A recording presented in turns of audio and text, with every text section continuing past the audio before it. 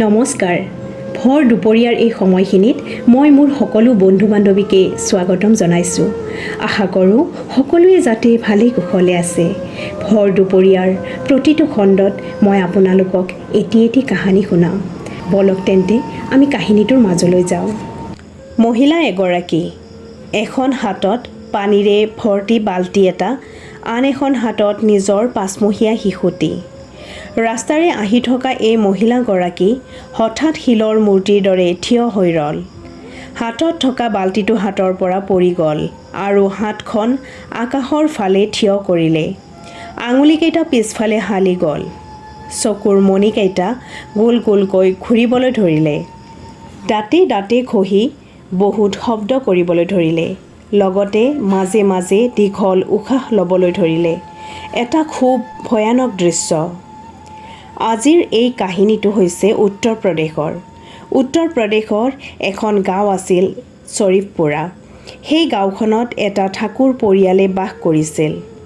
পৰিয়ালটোত আছিল মাক বাপেক আৰু সিহঁতৰ এজনী ছোৱালী। ছোৱালীজনীৰ নাম আছিল সুমিত্ৰা। আজিৰ কাহিনীৰ নায়িকা সুমিত্ৰাৰ প্ৰায় 5-6 বছৰ বয়সতে মাকৰ মৃত্যু হৈছিল। দেউতাকো ঘৰৰ পৰা বহুত দূৰত মজদুৰি কৰিছিল।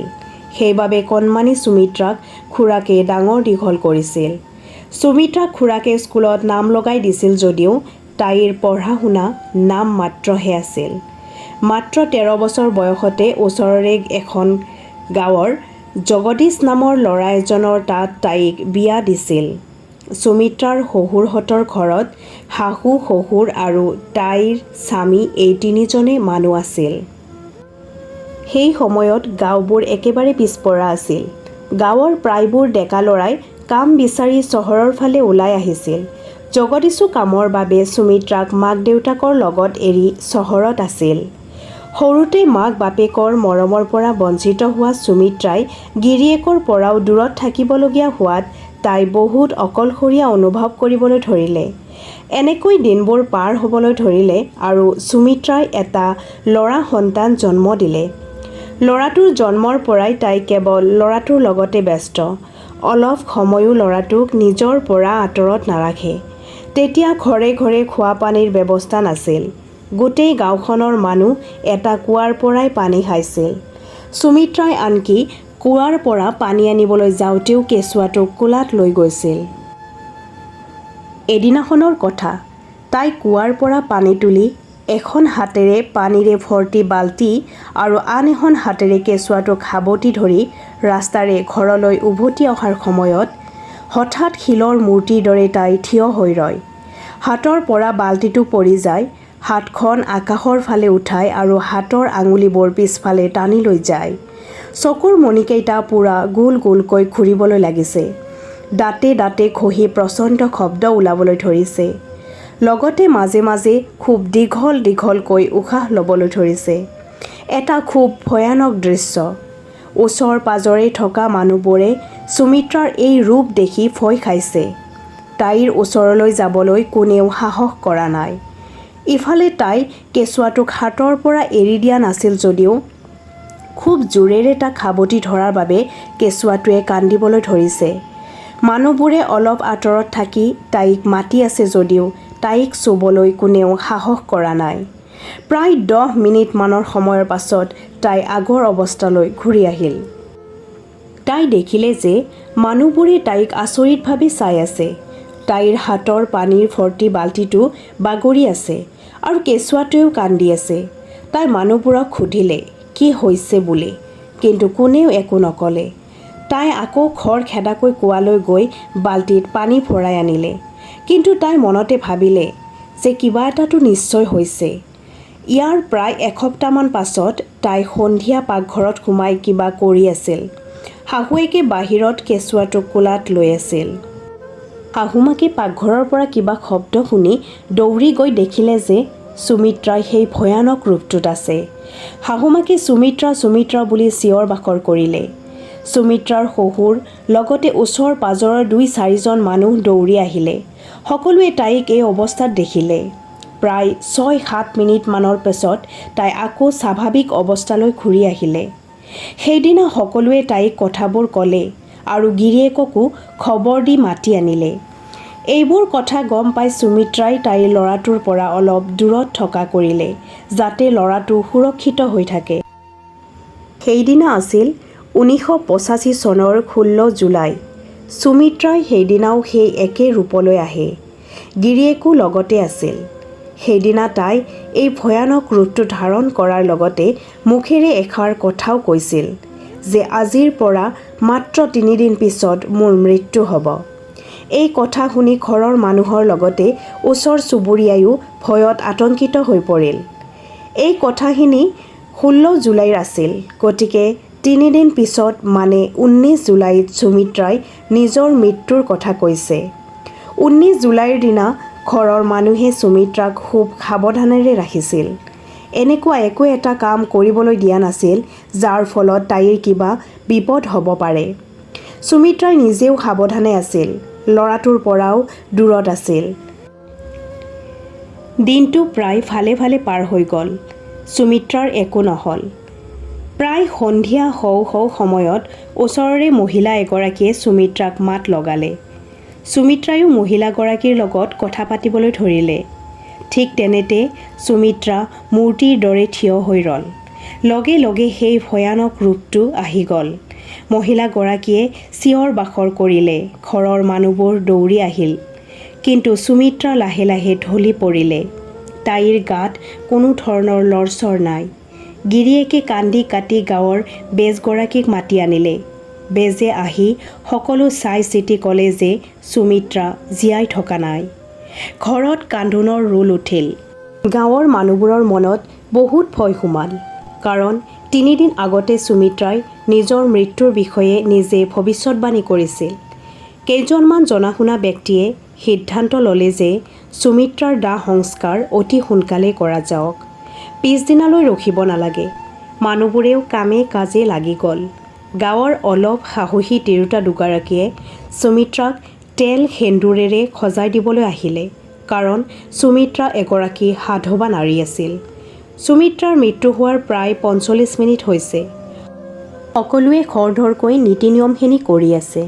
তেনেতে সুমিত্ৰাৰ ওচৰত থকা মহিলা দুগৰাকী সুমিত্ৰাৰ মৃতদেহটোৰ ওচৰৰ পৰা দৌৰ মাৰিলে। দুয়ো ক'লে যে সুমিত্ৰাই উশাহ লৈ আছে। বেজগৰাকী তৎক্ষণাত দৌৰি গৈ সুমিত্ৰাক লাৰি চাই ক'লে যে সুমিত্ৰা দেখোন জীয়াই আছে। তাইও শোৱাৰ পৰা বহি ল'লে। তাকে দেখি গিৰিয়েকৰ আনন্দৰ চকুপানী ওলাই গ'ল আৰু সুমিত্ৰাক সাৱটি ধৰিলে। কিন্তু সুমিত্ৰাই গিৰিয়েকক বহুত জোৰেৰে ঠেলা মাৰি দি ক'লে যে পৰৰ নাৰীক এনেদৰে চুবলৈ সাহস ক'ত পালে। তেতিয়া মানুহবোৰে ক'লে যে এইজন দেখোন তোমাৰেই স্বামী। কেঁচুৱাটোক দেখুৱাই ক'লে যে এয়া তোমাৰ সন্তান। কিন্তু সুমিত্ৰাই কাকো চিনি পোৱা নাই, ওচৰ পাজৰৰ মানুহকো চিনি পোৱা নাই। তেতিয়া বেজগৰাকীয়ে ক'লে যে তাই লাহে লাহে সকলোকে চিনি পাব। এতিয়া তাইক একো জোৰ কৰি সুধিব নালাগে। প্ৰায় 3 মাহ হ'বৰ হ'ল। সুমিত্ৰাই এতিয়াও কাকো চিনি পোৱা নাই। এই 3 মাহত তাই কেৱল এটাই কাম কৰিছে, তাই কাৰোবালৈ চিঠি লিখিছে, তাকো ইংৰাজীত, আৰু গিৰিয়েকক সেই চিঠিবোৰ পোষ্ট কৰি দিবলৈ কয়। গিৰিয়েকে তাইক বহুত মৰম কৰিছিল। তাই যি বিচাৰে তাকেই কৰিছিল। কিন্তু গিৰিয়েকে লক্ষ্য কৰিছিল চিঠিবোৰ ইংৰাজীত লিখা। তাৰ মনত সন্দেহ হৈছিল, ইমান কম পঢ়া শুনা কৰা সুমিত্ৰাই ইংৰাজী কেনেকৈ লিখি আছে। এনেতে এদিন এজন মানুহে সুমিত্ৰাক বিচাৰি সিহঁতৰ গাঁৱলৈ আহিল। আৰু সেই মানুহজনে ক'লে যে মোক আজি 3 মাহ ধৰি ইয়াৰ পৰা কোনোবা মহিলাই চিঠি পঠাই আছে। তেতিয়া গাঁৱৰ মানুহে মানুহজনক সুমিত্ৰাৰ ঘৰলৈ লৈ গ'ল। সুমিত্ৰাৰ গিৰিয়েকে মানুহজনৰ পৰিচয় সুধিলে। মানুহজনে ক'লে যে ইয়াৰ পৰা প্ৰায় 80 কিলোমিটাৰ দূৰত মোৰ ঘৰ। মোৰ নাম ৰামচিয়া ত্ৰিপাঠী। এই নামটো শুনা মাত্ৰেই সুমিত্ৰাই ঘৰৰ ভিতৰৰ পৰা দৌৰি ওলাই আহি মানুহজনক সাৱটি ধৰিলে। মানুহজনে ক'লে যে এৰি দিয়া, মই তোমাক চিনি পোৱা নাই। তেতিয়া সুমিত্ৰাই আচৰিত হৈ ক'লে, দেউতা, মই আপোনাৰ জীয়ৰী শিৱা। তেতিয়া ৰামচিয়া ত্ৰিপাঠীয়ে ক'লে যে মোৰ ছোৱালী শিৱাৰ মৃত্যু হৈছে।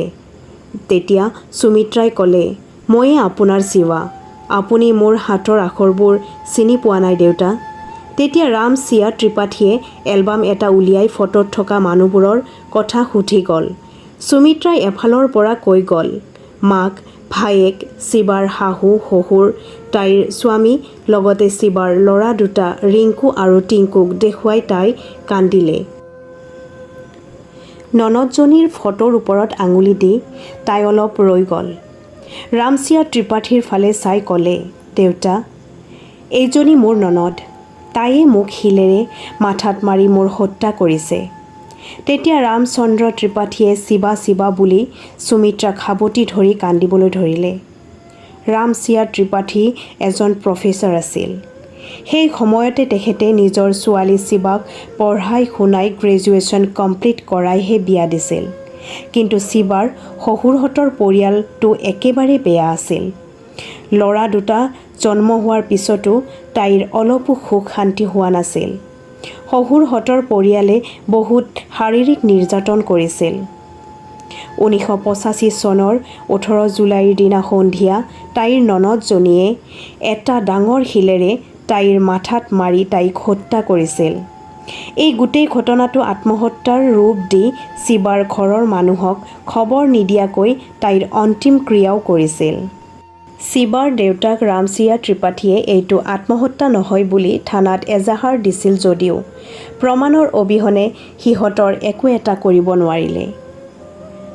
1985 চনৰ 18 জুলাইত শিৱাৰ মৃত্যু। তাৰ একদিন পিছত সুমিত্ৰাৰ মৃত্যু।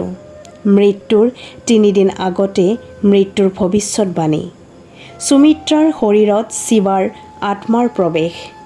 এই সকলোবোৰ কাল্পনিক যেন লাগিলেও এই সকলোবোৰ ঘটনা কিন্তু সম্পূৰ্ণ সঁচা ঘটনা। শিৱাৰ শহুৰৰ পৰিয়ালটোৰ লগতে গিৰিয়েকো বহুত বেয়া আছিল।